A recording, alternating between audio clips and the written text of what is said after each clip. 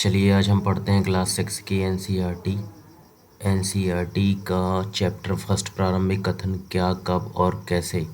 रसीदा का सवाल है। रसीदा बैठी अखबार पढ़ रही थी। अचानक उसकी निगाह एक सुर्खी पर पड़ी। 100 साल पहले वह सोचने लगी कि कोई कैसे जान सकता है कि इससे पहले क्या हुआ था, कैसे पता लगाएं। यह जानने के लिए कल क्या हुआ था तुम रेडियो सुन सकते हो, टेलीविज़न देख सकते हो या फिर अखबार पढ़ सकते हो। साथ ही यह जानने के लिए कि पिछले साल क्या हुआ था तुम किसी व्यक्ति से बात कर सकते हो जैसे उस समय की स्मृति हो, लेकिन बहुत समय पहले क्या हुआ था यह कैसे जाना जा सकता है। अतीत के बारे में हम जान सकते हैं। अतीत के बारे में बहुत कुछ जाना जा सकता है, जैसे लोग क्या खाते थे, कैसे कपड़े पहनते थे, फिर किस तरह के घरों में रहते थे। हम आर्किटेक्टों, शिकारों, पशुपालकों, कृषकों, शासकों, व्यापारियों, पुरोहित, शिल्पकारों, कलाकार, संगीतकारों या फिर वैज्ञानिकों के जीवन के बारे में जानकारी हासिल कर सकते हैं। यदि हम यह भी पता कर सकते हैं कि उस समय बच्चे कौन से खेल खेला करते थे, कौन सी कहानियाँ सुना करते थे, कौन से नाटक देखा करते थे या फिर कौन कौन से गीत गाते थे, लोग कहाँ रहते थे। मानचित्र 1 में देखेंगे कि नर्मदा नदी का पता लगाओ। कई लाख पृष्ठ 2 पे हमें नर्मदा नदी का चित्र दिखाई देगा। कई लाख वर्ष पहले लोग इस नदी के तट पर रहे और यहाँ रहने वाले आरंभिक लोगों ने कुछ कुशल संग्राहक थे तो आसपास के जंगलों की विशाल संपदा से परिचित थे। अपने भोजन के लिए वे जड़ों, फलों और तथा जंगल के अन्य उत्पादों को यहीं से संग्रह किया करते थे। जानवरों को का आखेट शिकारी भी करते थे। चलिए चलते हैं अगले पेज पर। तुम अब उत्तर पश्चिम की सुलेमान और गिरधर की पहाड़ियों का पता लगाओ। इसी क्षेत्र में कुछ ऐसे स्थान हैं जहां लगभग 8000 वर्ष पूर्व स्त्री पुरुष ने सबसे पहले गेहूं और जौ फसलों को उपजाना आरंभ किया था। उन्होंने भेड़, बकरी और गाय, बैल जैसे पशुओं को पालना, पालतू बनाना शुरू किया। ये लोग गांव में रहते थे और उत्तर पूर्व में गारो तथा भारत के मध्य में विंध्य पहाड़ियों का पता लगाओ। ये कुछ अन्य ऐसे क्षेत्र हैं जहां कृषि का विकास हुआ था। यहाँ सबसे पहले चावल उपजाया गया था। ये उत्तर के विंध्य में स्थित है। चलिए गाइस देखते हैं ये मानचित्र बन।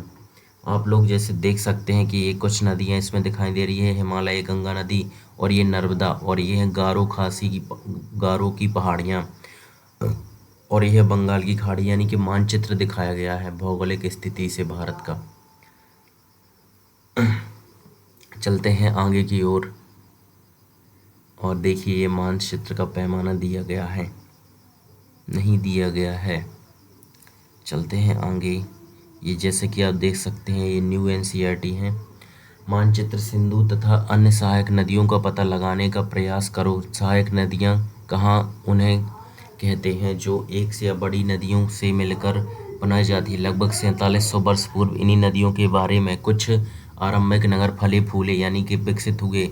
गंगा व इसकी सहायक नदियों ने के किनारे तथा समुद्र तटवर्ती इलाकों के नगरों का विकास हुआ। 2500 वर्ष पूर्व गंगा तथा इसकी सहायक नदी सोन का पता लगाओ। गंगा की नदी में इन नदियों के आसपास का क्षेत्र प्राचीन काल में मगध, वर्तमान बिहार के नाम से जाना जाता है। इसके शासक बहुत शक्तिशाली थे और उन्होंने एक विशाल राज्य स्थापित किया। देश के अन्य हिस्सों में भी ऐसे राज्यों की स्थापना की गई लोगों ने। और देखिए मानचित्र में हमें मानचित्र 1 में दक्षिण एशिया और आधुनिक भारत, पाकिस्तान, बांग्लादेश, भूटान, श्रीलंका और अफगानिस्तान, ईरान, चीन, म्यांमार आदि पड़ोसी देशों को दर्शाता है। दक्षिण एशिया का एक महाद्वीप से छोटे लेकिन विशालता बाकी एशियाओं के समुद्रों, पहाड़ियों तथा पर्वतों से बटे होने के कारण इसे प्रायः महाद्वीप कहते हैं। लोगों ने सदैव, जैसे कि हम पढ़ते हैं गंगा नदी और इसकी सहायक नदियाँ सोन का पता लगाओ। तो जैसे कि हम लोग देख सकते हैं कि ये है गंगा नदी और इसकी सोन नदी सहायक, ये इसमें जुड़ी हुई हैं। तो इस तरह से ये जो नदियाँ एक दूसरे में आपस से जुड़ी होती हैं इन्हें सहायक नदियाँ कहते हैं और वो जाके एक बड़ी नदी का रूप लेती है। ठीक है, हम लोग कहाँ थे? मानचित्र द्वारा सिंधु और आदि घटनाओं को नगर फले फूले थे। गंगा नदी इसकी नदियों के तटवर्ती इलाकों में 2500 वर्ष पूर्व हुआ। गंगा तथा इसकी सहायक नदियां सोन का पता लगाया था। गंगा के दक्षिण में इन नदियों का आसपास का क्षेत्र प्राचीन काल में मगध, वर्तमान बिहार के नाम से जाना जाता था। इसके शासक बहुत शक्तिशाली थे और उन्होंने एक विशाल राज्य स्थापित किया था। देश के अन्य हिस्सों में ऐसे राज्यों की स्थापना की गई थी। लोगों ने सदैव उपमहाद्वीप के एक हिस्से से दूसरे हिस्से तक की यात्रा की। कभी कभी हिमालय जैसे ऊंचे पर्वतों, पहाड़ियाँ, रेगिस्तानों, नदियों तथा समुद्र के कारण यात्रा जोखिम भी भरी होती थी, यानी कि बहुत खतरे रहते थे। फिर भी ये यात्रा उनके लिए असंभव नहीं थी। यथा कभी लोग काम की तलाश में तो कभी प्राकृतिक आपदाओं के कारण एक स्थान से दूसरे स्थान जाया करते थे। कभी कभी कभी कभी सेनाएं दूसरे क्षेत्रों पर विजय हासिल करने के लिए जाती थीं। इसके अतिरिक्त व्यापारी कभी काफिले में भी कभी जहाज़ों में के साथ अपने मूल्यवान वस्तुएं लेकर एक स्थान से दूसरे स्थान जाते थे। धार्मिक ग्रुप लोगों को शिक्षा और सलाह देते हुए एक गांव से दूसरे गांव तथा एक कस्बे से दूसरे कस्बे जाया करते थे। कुछ लोग नए और रोचक स्थानों को खोजने की चाह में उत्सुकता बस भी यात्रा किया करते थे। इन सभी यात्राओं से लोगों को एक दूसरे के विचारों को जानने का अवसर मिलता था। आज लोग यात्राएं क्यों करते हैं?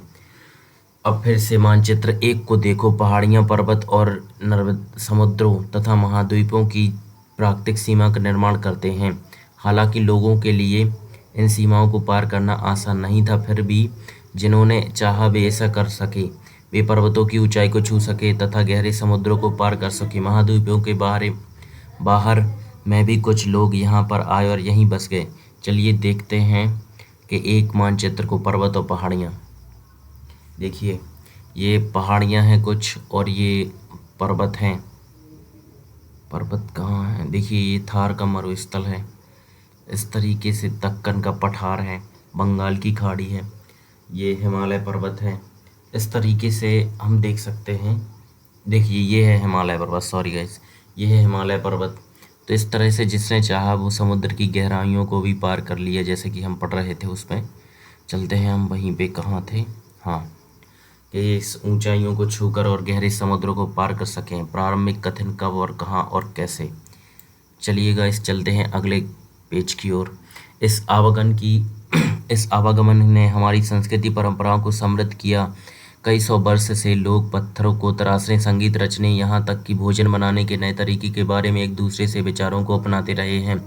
देश के नाम। अपने देश के लिए हम प्रायः इंडिया तथा भारत जैसे नामों का प्रयोग करते हैं। इंडिया शब्द इंडस से निकला है, जिसे संस्कृत में सिंधु कहा जाता है। अपने एटलस में ईरान और यूनान का पता लगाओ। लगभग 2500 वर्ष उत्तर पूर्व पश्चिम की ओर से आने वाले ईरानियों और यूनानियों ने सिंधु को हिदोस तथा इंदोस और इस नदी के पूर्व में स्थित भूमि प्रदेशों को इंडिया कहा है। भारत का नाम प्रयोग उत्तर पश्चिम में रहने वाले लोगों ने समूह के लिए किया गया था। इस समूह का उल्लेख संस्कृत की आरंभिक लगभग 3500 वर्ष पुरानी कृति ऋग्वेद से मिलता है और बाद में इसका प्रयोग देश के लिए होने लगा। ताड़पत्रों से बनी पांडुलिपि का एक पृष्ठ। यह पृष्ठ पांडुलिपि के 1000 वर्ष पहले लिखी गई किताब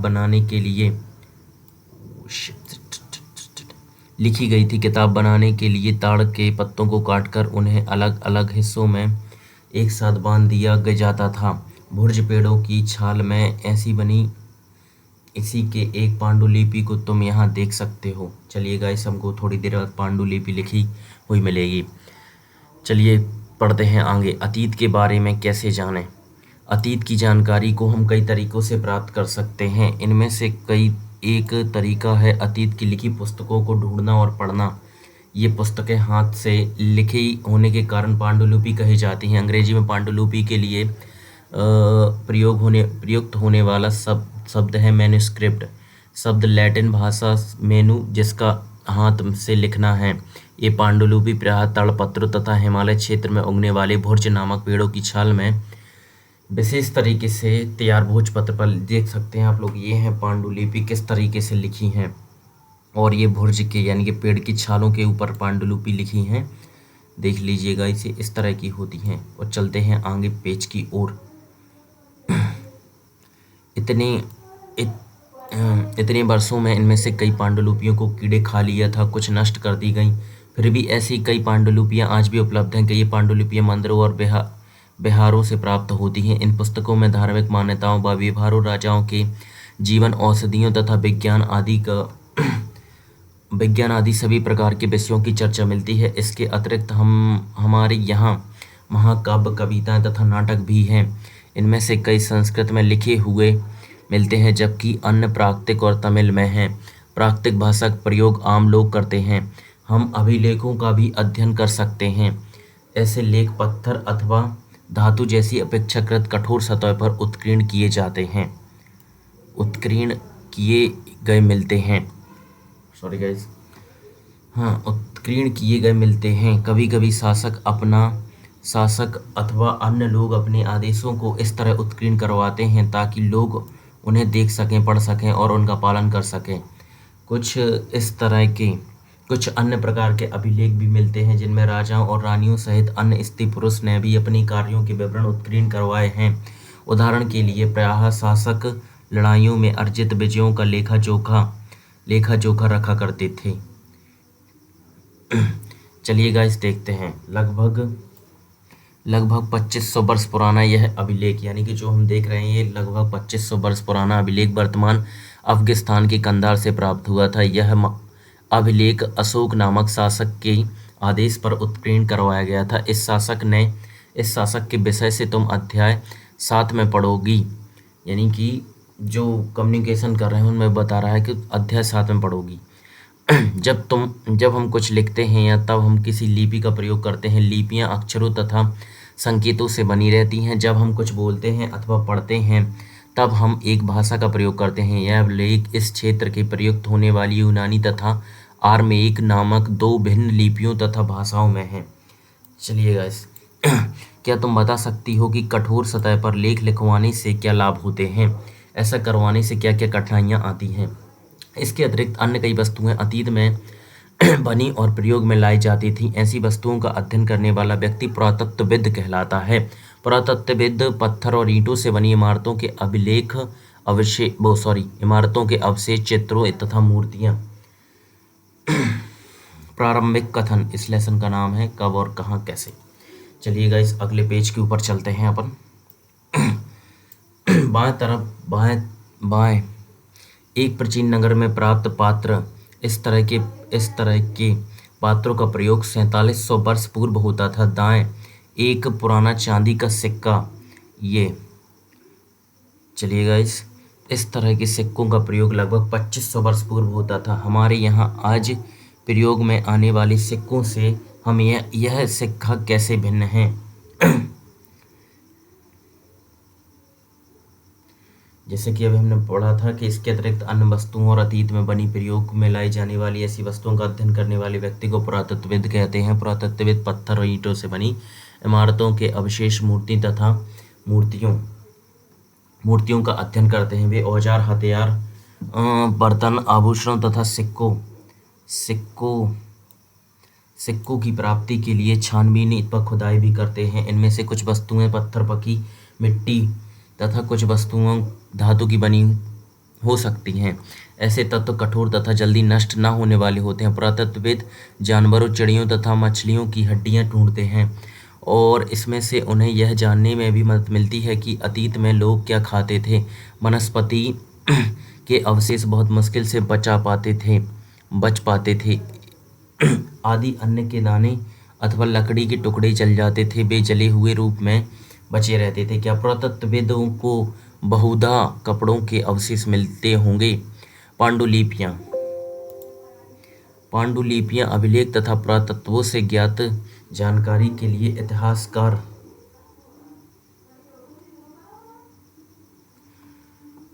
पांडुलिपियां अभिलेख तथा पुरातत्वविदों की जानकारी के लिए इतिहासकार यह स्रोत शब्द का प्रयोग करते थे।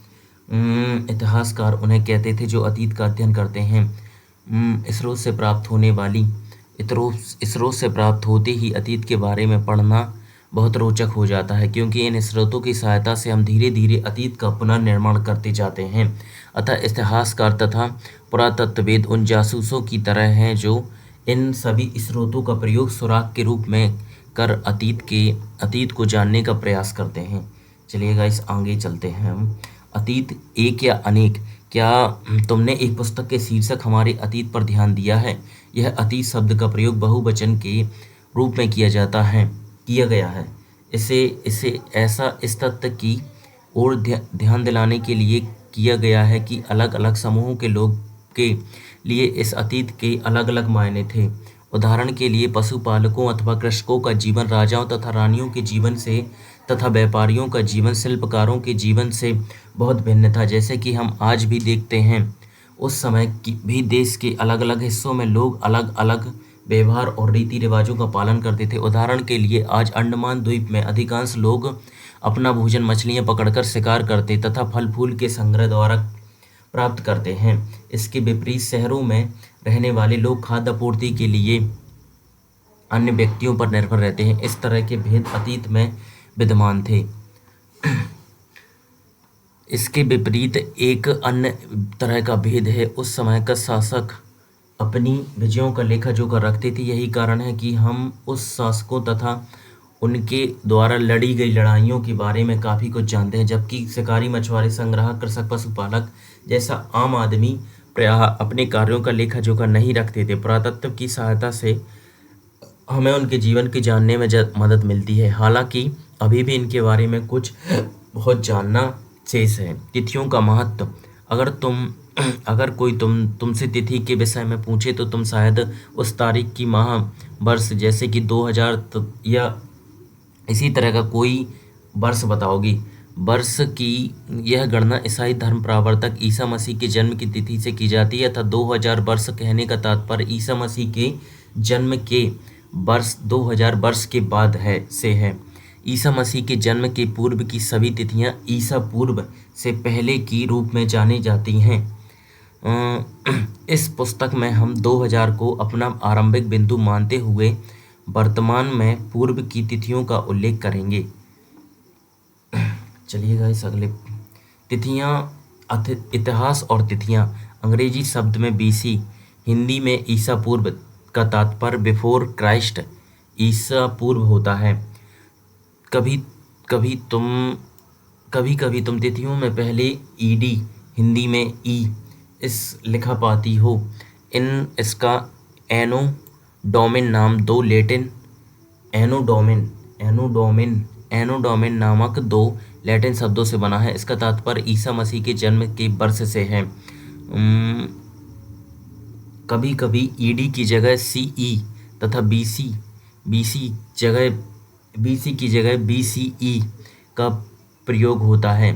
सीई अक्षरों का प्रयोग कॉमन एरा तथा बीसीई का प्रयोग बिफोर कॉमन एरा के लिए होता है। इन शब्दों का प्रयोग इसलिए करते हैं क्योंकि विश्व में अधिकांश देशों में इस कैलेंडर का प्रयोग समान हो गया है।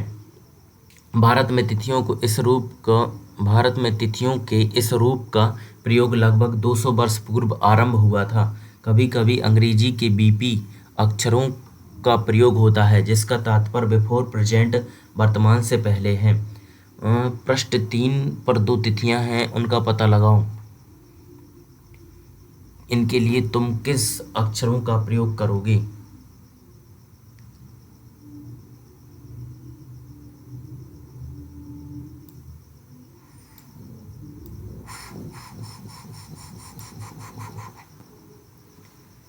तुमने पुरातत्वविद का साक्षात्कार लेना है। तुम उन 5 प्रश्नों की सूची तैयार करो जिन्हें तुम पुरातत्वविद से पूछना चाहोगी। नर्मदा घाटी, पहला बड़ा राज्य मगध, आखेट, अन्य संग्रह, गारो की पहाड़ियाँ, सिंधु, यानी कि इसको मैच करनी है। ठीक है गाइस, ये था हमारा आज का लेसन और ये इसके क्वेश्चन हैं। थैंक्स फॉर वॉचिंग एंड बने रहिए मेरे साथ एंड देखते रहिए NCERT सीरीज। धन्यवाद।